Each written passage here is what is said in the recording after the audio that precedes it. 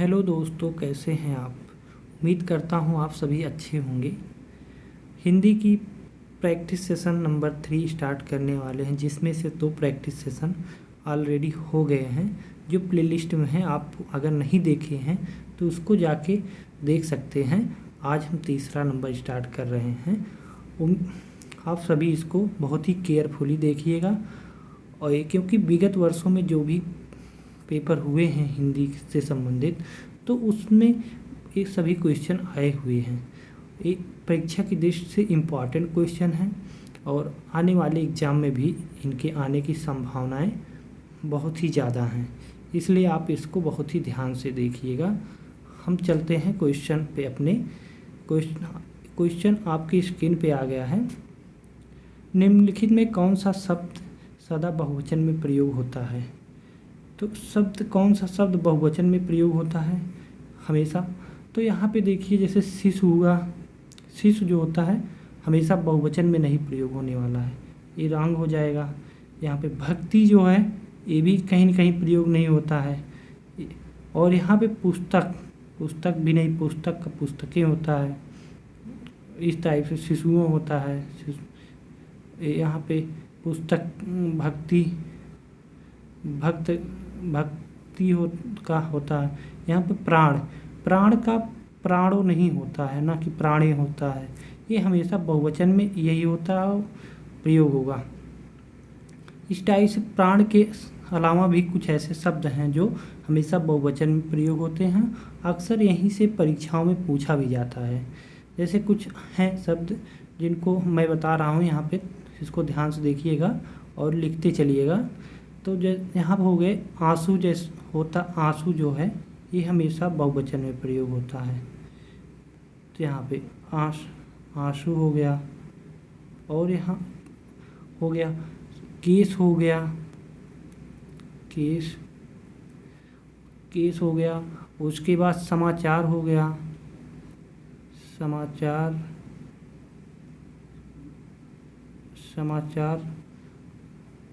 और यहाँ पे दर्शन भी है, दर्शन। अक्सर इन सबको एग्ज़ाम में यहीं से क्वेश्चन बनता है। अगर एग्ज़ाम में पूछता है तो यहीं से पूछता है, क्योंकि बहुत से लोगों को यहाँ नहीं मालूम होता है। और प्राण तो एक हो ही गया है। हस्ताक्षर होगा, हस्ताक्षर। बाल हो गया, बाल।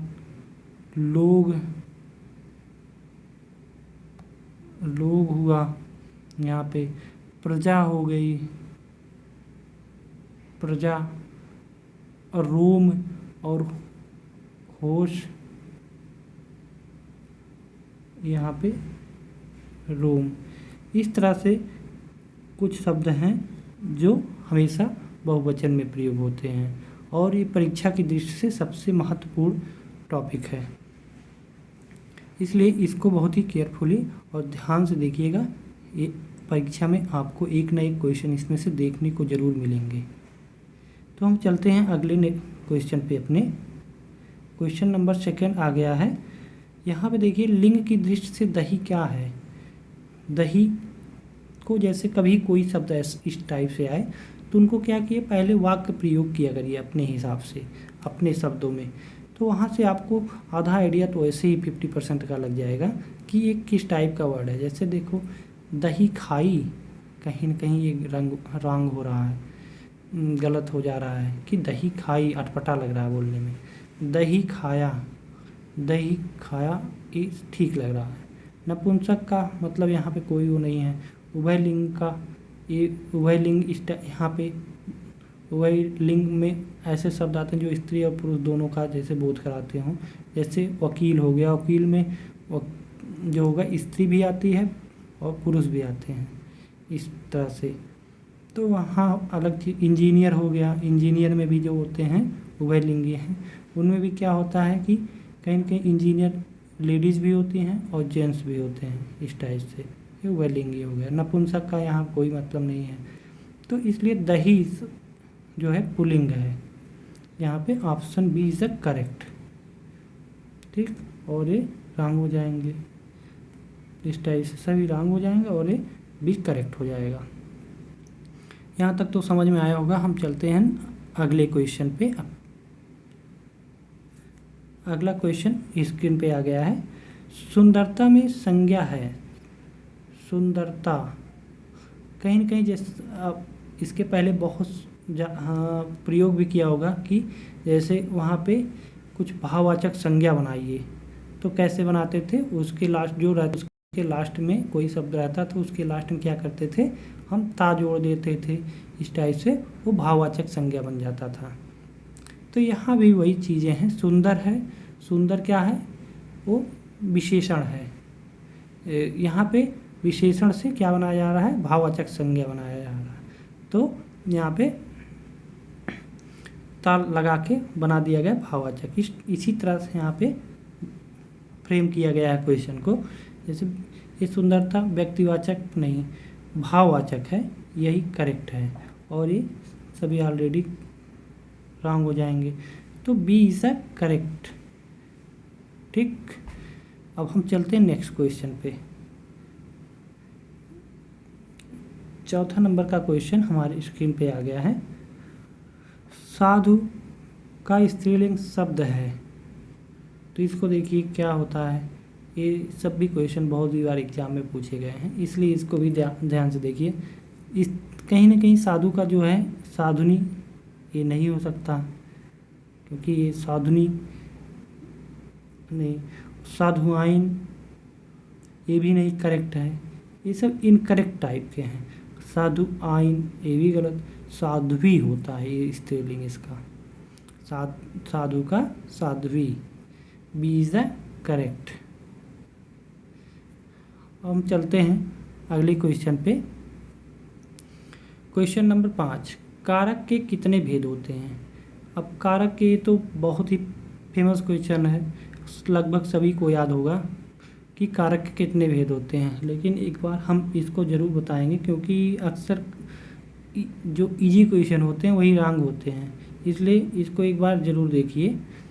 कारक के कितने भेद होते हैं, कारक के 8 भेद होते हैं। डायरेक्ट क्वेश्चन का 8 होते हैं। कौन कौन से होते हैं, कर्ता ने कर्म को, ये बहुत ही बार रटा होगा ऐसे, कर्ता ने कर्म को करने से द्वारा संप्रदान के लिए अपादान से अलग होना, अधिकरण में पै पर संबंध का की केरारी रे, संबोधन क्या होता है, हे भो हरे, इस टाइप से होता है। तो यहाँ पे लिखने की ज़रूरत तो है नहीं, तो पहले से ही पता है। तो 8 प्रकार के होते हैं। ठीक, क्वेश्चन नंबर 6 पे चलते हैं। 6 नंबर, सदाचार में उपसर्ग है। अब देखिए, उपसर्ग और प्रत्यय 2 शब्द होते हैं, उपसर्ग और प्रत्यय। उपसर्ग क्या होता है, हमेशा उपसर्ग कोई भी शब्द होता है उसके शुरुआती में लगता है, शुरुआत में स्टार्टिंग में लगता है, उसको उपसर्ग कहते हैं। और जो होता है प्रत्यय, जो होता है जस्ट इसका अपोजिट होता है, वो वाक्य नहीं, शब्द के जो होता है अंत में लगता है। तो इसमें देखिए उपसर्ग की बात की जा रही है कहीं ना कहीं। उपसर्ग में सदाचार में कौन क्या है, तो यहाँ देखिए सत है, आ है, अब है, आचार है। तो आचार अगर बात की जाएगी तो ये कहीं न कहीं प्रत्यय है। ठीक, प्रत्यय है। और यहाँ पे अब कोई चांस नहीं, तो यहाँ पे अब गलत है, आ भी गलत है। यहाँ पे सत धन आचार, यही सदाचार कहा हो जाएगा। ठीक, अब चलते हैं अपने अगले क्वेश्चन की तरफ। अगला क्वेश्चन सामने स्क्रीन पे आ गया है। आलमारी किस विदेशी भाषा का शब्द है। आलमारी की बात की जा रही है। आलमारी हुआ, पतलून हुआ, इस टाइप से जो होते हैं ये सभी क्या होते हैं, पुर्तगाली भाषा के शब्द होते हैं। ये चीज़ें जो हैं, कुछ चीज़ें हैं, उनको आपको कई बार रिवीजन करना पड़ेगा, तब जाके वो क्लियर हो जाएंगे, क्योंकि ये सब चीज़ें लर्न करने वाली, रटने वाली चीज़ें हैं, ये समझने वाली चीज़ें नहीं हैं। तो देखिए पुर्तगाली जो है, आलमारी शब्द जो है पुर्तगाली भाषा का शब्द है। अंग्रेजी के तो वैसे भी क्लियर हैं, डच के, फ्रांसीसी, इस टाइप से इनके भी इसी टाइप से होते हैं। अब उनको आपको लर्न करना है। तो option number B is correct. अगला क्वेश्चन स्क्रीन पे आ गया है। रिक्शा शब्द किस भाषा का है? रिक्शा शब्द देखिए किस भाषा का शब्द है? अंग्रेजी का है? नहीं। उर्दू का भी नहीं है। जापानी शब्द का जो है शब्द रिक्शा है। रिक्शा का जो मेन स्थान है कहाँ से आया हुआ है? जापान से। इसलिए option number C is correct. तुर्की भी नहीं है। ठीक, अब चलते हैं क्वेश्चन नंबर 9 पे। निम्न योग रूढ़ शब्द हैं। योग रूढ़, एक होता है रूढ़, एक होता है योग रूढ़। योग रूढ़ में जो होते हैं वो ऐसे शब्द होते हैं जैसे क्या वो दो शब्दों से मिलके तो बने होते हैं, लेकिन उनका तीसरा अर्थ होता है। तो तीसरा अर्थ मतलब देते हैं, उनका तीसरा भी अर्थ होता है और दोनों का भी अर्थ होता है। जैसे पंख मतलब कीचड़ होता है, ज मतलब जन्म लेना। कीचड़ में जन्म लेना, ये कहीं ना कहीं बात कर रहा है, सिर्फ एक ही की बात की जा रही है, कहीं ना कहीं कमल की बात की जा रही है। मतलब ये सिर्फ इकलौता इसका और कोई अर्थ नहीं हो सकता कि पंकज मतलब कुछ और भी हो सकता है, सिर्फ कमल से ही संबंधित है, इसलिए योग रूढ़ कहलाता है। अभी यही इसी का अगर होता दो एक और अर्थ आ जाता कि मतलब पंकज में और भी चीज़ें होती हैं, तो वहाँ योग रूढ़ नहीं हो पाता। इसलिए कमल जो है, पंकज जो है वो का योग रूढ़ शब्द है।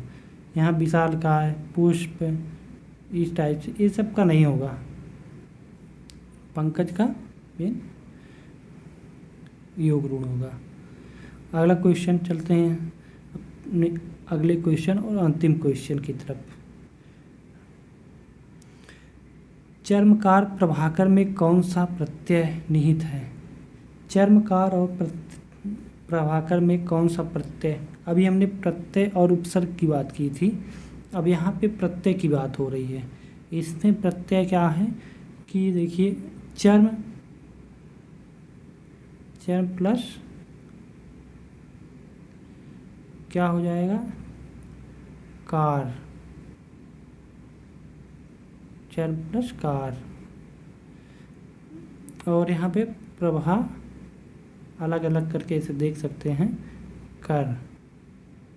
ठीक, यहाँ देखिए ये प्रत्यय हो गया और यहाँ ये प्रत्यय हो गया, मतलब कार, कार और कर।